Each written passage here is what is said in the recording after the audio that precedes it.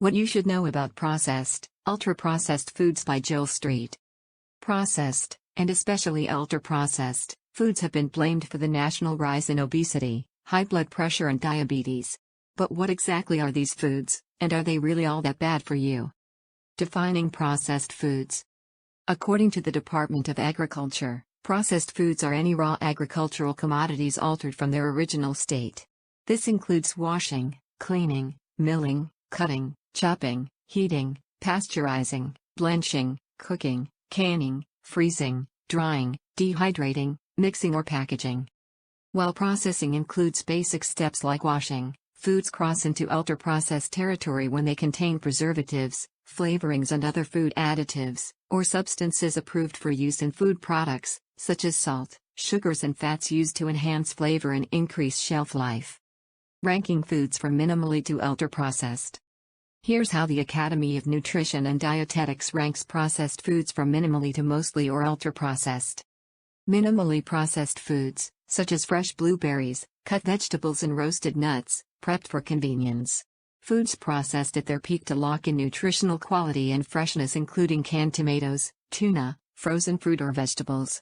Foods with ingredients added for flavor and texture, such as sweeteners, spices, oils, colors and preservatives, include jarred pasta sauce, salad dressing, yogurt and cake mixes. Ready-to-eat foods like crackers, chips and deli meat, which are more heavily processed. The most heavily or ultra-processed foods include sweetened breakfast cereals, soda, energy drinks, artificially flavored crackers and potato chips, chicken nuggets and hot dogs. Minimally processed foods have a place in healthy diets. For example, low-fat milk, whole grain or wheat bread, pre-cut vegetables and fresh-cut greens are considered processed foods. Dairy and plant-based milks and juices may be fortified with vitamin D and calcium, while breakfast cereals may have added fiber. Canned fruits packed in water or natural fruit juice can be part of a healthy diet when fresh fruit isn't readily available. Reading the labels. When choosing foods, do some investigative work by examining ingredient lists and analyzing the nutrition facts labels. Avoid foods that contain additives and preservatives, such as high fructose corn syrup, hydrogenated oils, food dyes, monosodium glutamate, sodium nitrates, sodium nitrites and sulfites such as sulfur dioxide, sodium bisulfite or sodium sulfite. Cut back on ultra-processed foods and purchase more unprocessed or minimally processed foods. Look for more natural ingredients. When reading the nutrition facts labels, watch for hidden sugars, fats and salt, especially those added during processing. Most labels now include added sugars. The Dietary Guidelines for Americans recommends that people older than 2 get less than 10% of total calories from added sugars, or about 200 calories in a 2,000-calorie diet. Children younger than 2 shouldn't have any added sugars in their diets. Learn to spot words like maltose, brown sugar, corn syrup, honey and fruit juice concentrate. When it comes to sodium, people often comment that they salt their food.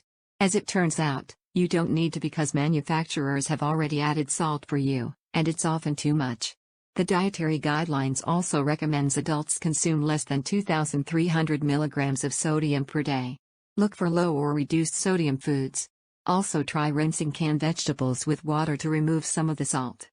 When checking fat content on labels, scan for saturated fats and trans fats.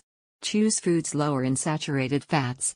Trans fats are considered one of the worst types of fat because they can raise your low-density lipoprotein, LDL or bad, cholesterol and lower your high-density lipoprotein, HDL or good, cholesterol. Taking baby steps toward healthier eating. Take baby steps by making one dietary change at a time. Consider healthy swaps, such as whole grain cereal with no added sugar instead of highly processed, sugary cereals. Choose whole grain, high-fiber breads over white bread products. When looking for a healthy snack, reach for fresh fruit or vegetables instead of crackers, potato chips or processed cookies. The key to healthy eating starts with you. Educate yourself on what to look for and talk with your healthcare professional or nutrition expert to discuss a food plan that works best for you. Ann Hargith is a registered dietitian in Waseca, Minnesota. This article first published on the Mayo Clinic Health System blog, courtesy of the Mayo Clinic News Network. Please consider subscribing to this channel.